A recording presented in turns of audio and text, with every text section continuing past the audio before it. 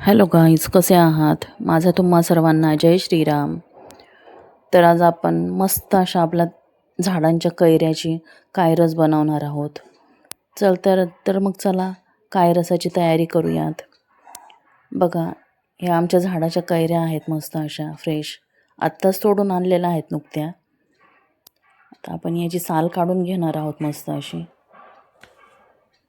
याची साल काढून आपण आता अशा ह्या वेळेने कट करणार आहोत. हे पातळ असे मस्त असे काप करून घ्यायचेत आपल्याला, बारीक बारीक याचे. खूप छान लागतं हा कैरीचा कायरस. तुम्ही पण नक्की ट्राय करा. ही कैरी चांगली कोय धरली आहे आता या कैरीने. त्यामुळं अगदी जरा जपून, वेळेला खूप धार असली तर खूप हाता कापण्याची शक्यता असते. तर बघा, कैऱ्या आता आपण अशा छान चिरून घेत आहोत सगळ्या.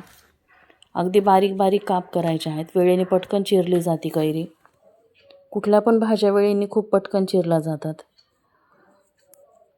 चाकू, सुरी, परत त्याला चॉपर, आमकं ढमकं करण्यापेक्षा वेळी घ्या तुम्ही आणि पटपट चिरून घ्या.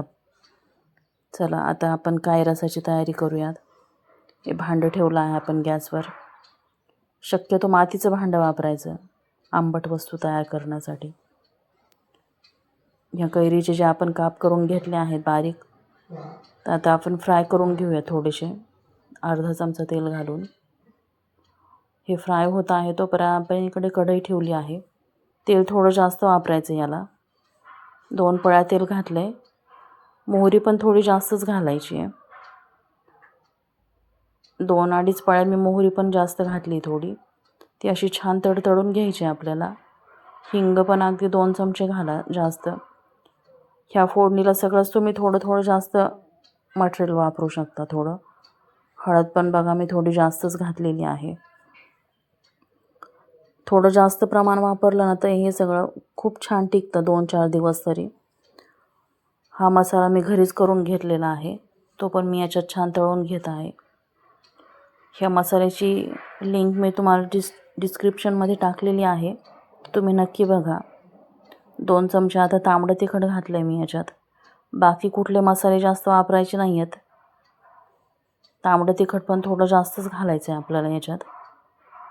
आता हे छान सगळं आपल्याला तळून घ्यायचं आहे सर्व मिश्रण. बघा छान कलर आला आहे. आता हे मिश्रण आपण हे जे आपलं परतत आहे इकडे हे कैरी, त्यात आपण हे सगळं ओतणार आहोत. बघा आता हे सर्व आपण मसाले तळून घेतलेले ह्या कैरीत घातलेत. आता आपल्याला हे छान मंद आचेवर होऊ द्यायचं आपल्याला 10-20 मिनटं तरी. छान हलवून परतून घ्या तुम्ही हे सगळं. खूप सुंदर लागते ही कायरस खायला आणि 7-8 दिवस तरी नक्की टिकणार. हे पोळीबरोबर तुम्ही तोंडी लावायला खूप छान लागतं. तुम्ही पण नक्की ट्राय करा. माझ्या अशाच नवीन नवीन रेसिपीज पाहण्यासाठी चॅनलला फॉलो करा, लाईक करा, शेअर करा, सबस्क्राईब करा. बघा आता आपल्याला हे 10 मिनटं तरी होऊ द्यायचं आहे चांगलं. आता चवीप्रमाणे आपण याच्यात मीठ घालून घेऊयात. मीठ पण थोडं जास्तच घालायचं आहे. ह्या निदान 3-4 तरी कैऱ्या होत्या मोठ्या मोठ्या. हे असं बघा तुम्ही भरपूर झालेलं आहे. ते खूप दिवस टिकणार हे. आता याच्यात आपल्याला गूळ घालून घ्यायचा आहे. गूळ पण मी फोडून घेतला. तो पण आता आपण यात घालून घेऊयात. खूप सुंदर लागते. हे कायरस म्हणतो आम्ही इकडे. तुम्ही काय म्हणता तुमच्या तिकडे ते मला नक्की सांगा. खूप छान प्रकार आहे हा कैरीचा. बघा आता आपल्याला छान उकळी आणून घ्यायची आहे याला मस्त अशी.